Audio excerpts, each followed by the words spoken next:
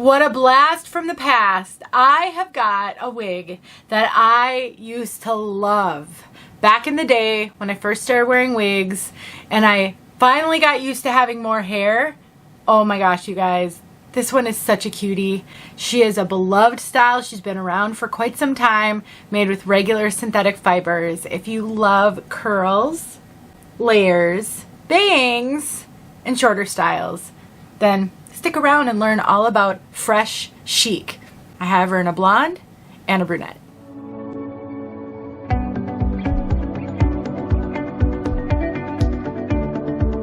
My name is Denise. I'm also known as heywigsister on Instagram and Facebook.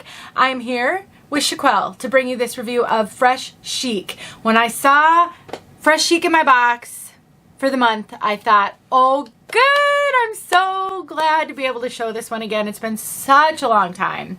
This is such a great throw and go style, so easy to wear, workhorse wig, gonna last a really long time, long, like longer than most. Great with headbands, great with clips, super good for summer. Just so many wonderful things to love about this. If you like shorter styles, then I really think you might like Fresh Chic. Now, Chiquel is an online retailer that also has some in-person wig shops. They're a great option if you are looking for any of the major name brands. They have really good prices, lots of sales, discount codes. They do a live sale every week, and tons of women from all over the world join it, and they do giveaways. Just wonderful. Check them out next time you're in the market for a wig. I'll link this one in the description box below, and I'll put a coupon code that will work on any purchase at Chiquel.com. They also have online shops in the UK. So some of the styles you haven't been able to get up till now, you might be able to get through their Chiquel.uk site, and they also have some in-person shops in Canada and the US. Let's take a look at this one from all sides.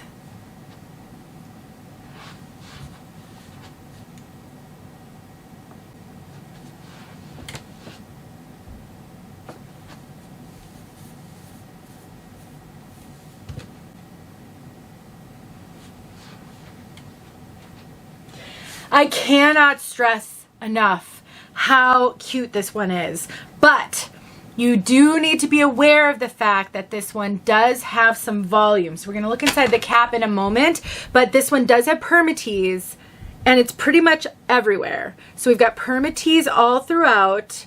We've got between the Permatease and the layers and the wave, it does have a bit of a fullness.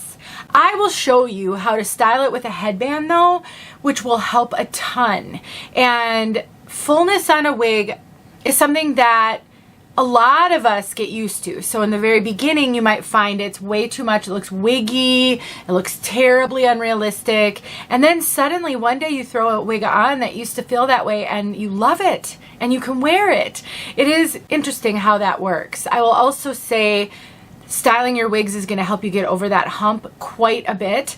This one feels like a really polished style, like you've spent time doing your hair. So I think this is a difficult one to wear with no makeup or super casual. It doesn't always fit the super casual vibe, but if you're looking for a work wig, a wig to wear to an event, when you dress up, when you go out, this one could be a really good one for that. But do keep the Permatease on this one in mind. I would say this is a moderate density, not a light density, and then it does have that Permatease. This is what the cap looks like. So we've got a left part, so a left going over to the right, so the hair shifts to the right. We do have extended lace, so ear tab to ear tab, soft ear tabs with bendable stays. We have an extended nape and then Velcro adjusters. So really nice cap. I think the cap features work really well with the style. Because of the fullness and the wave pattern, you really can't see down to that part. It's very densely knotted. So I would say if you like to see a defined part line, you might have to pluck this part a little bit in order to see that. I don't know that it's, I personally like to pluck parts on wigs. I like to see a defined part. But on a style like this, it does fit that you can't because it's got some of that lift here. It looks like you maybe round brushed your hair so you got a little bit of lift. And in that case, often you can't see the part, so I don't think it's that big of a deal. But I like to mention everything I can think of. I do have a video showing how I like to pluck the part on some wigs. And then we do have a full bang on this one. It is a pretty heavy bang. It fits with the layers, but it is a full bang. Even though it does have that lace front, if you don't want to wear it with a full bang, you can play with it a little bit to try to get that to sweep or maybe come up and off the face. It's probably going to want to spring back. Here's my tip for that. If you definitely don't want to wear this with a full bang, you love everything else about it, you can take a clothing steamer and get this up and away from your face. You can get some lift here. You know, it'll take a little bit of effort to get it to lay right, but a clothing steamer will help a ton. This is not made with heat-friendly synthetic fibers, so you can't use regular hot tools, but I have done it with a clothing steamer and it works great. I actually have a video showing how to do that, and I'll make sure that video is linked below.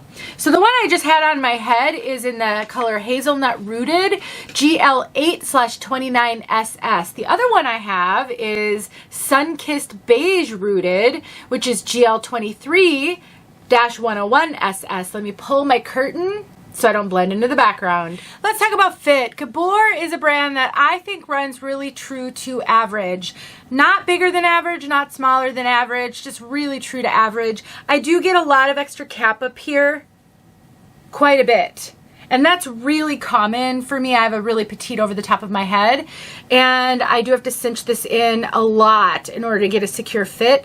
I do wear it with a wig grip, and so if you're struggling sometimes with wigs and they're fit, if you find a lot of wigs too big for you, this one might feel a little big. It worked for me with a wig grip, so you can compare your measurements to mine and see how similar they might be. And honestly, I think this is going to fit a wide range of head sizes. You can be a lot bigger than me on your measurements and still fit into this one. It's very, very stretchy. Before we get to color, I'll just summarize. I think it's a super fun piece.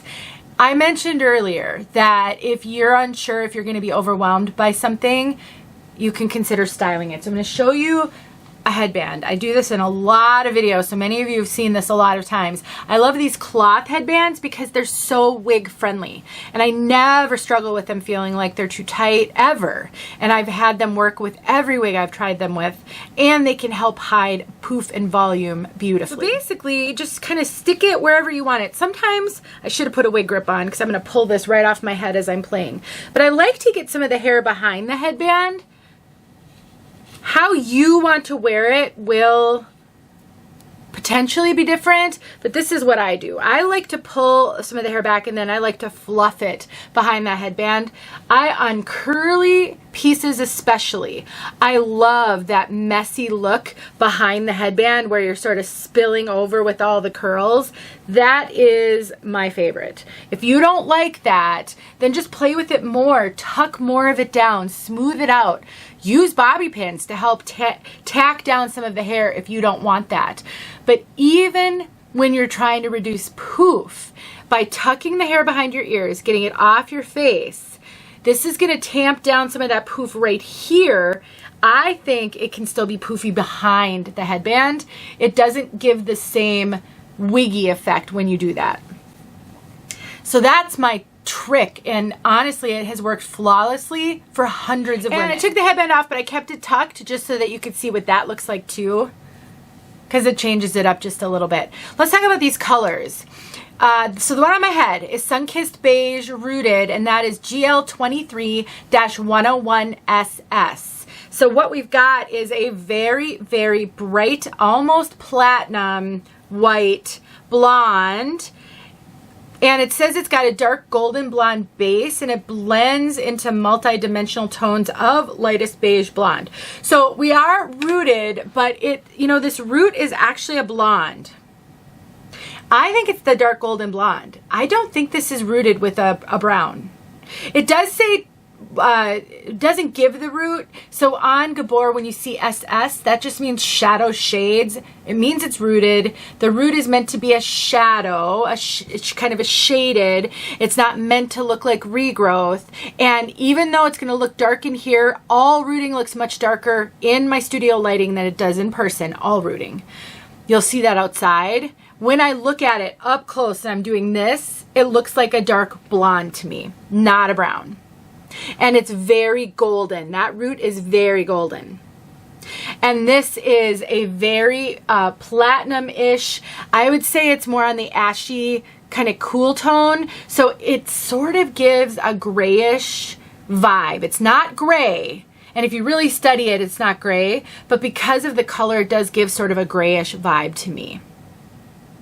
You might feel differently if you're a natural light blonde, if your hair is naturally lighter blonde, but as a dark brunette, that's what I'm seeing.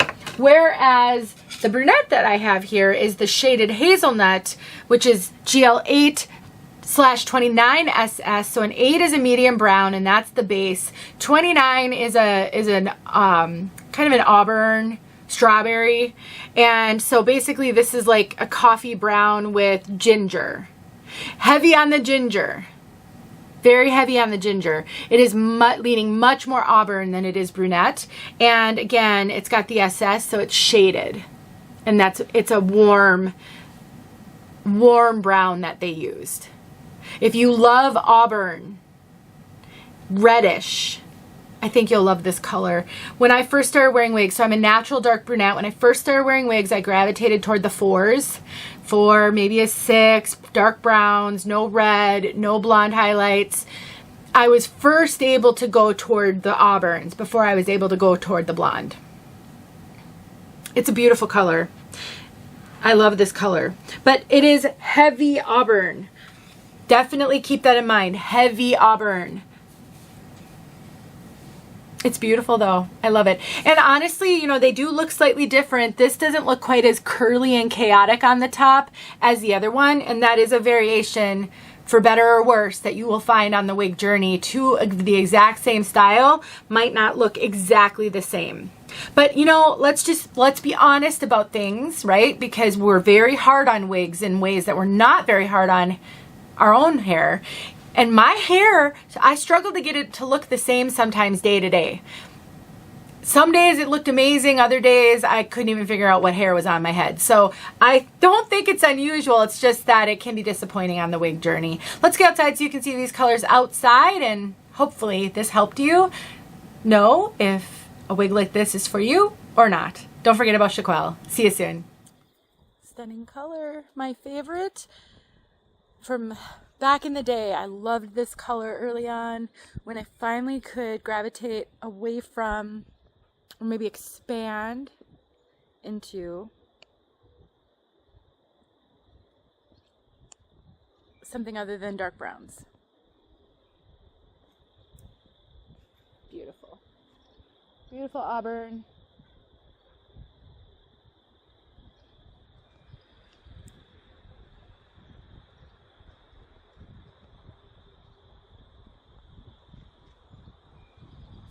And here's the Sunkissed Beige. Fresh out of the box. I have not done anything to this one.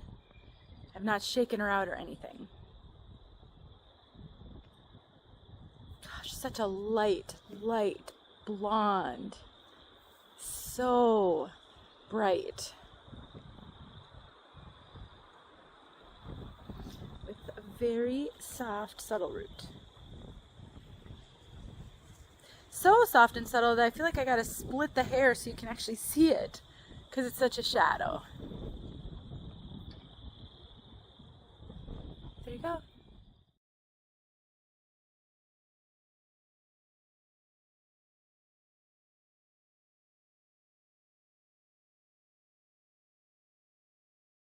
Hey friends, thanks so much for watching. Here are a few videos I think you might enjoy. Go ahead and click on one and watch.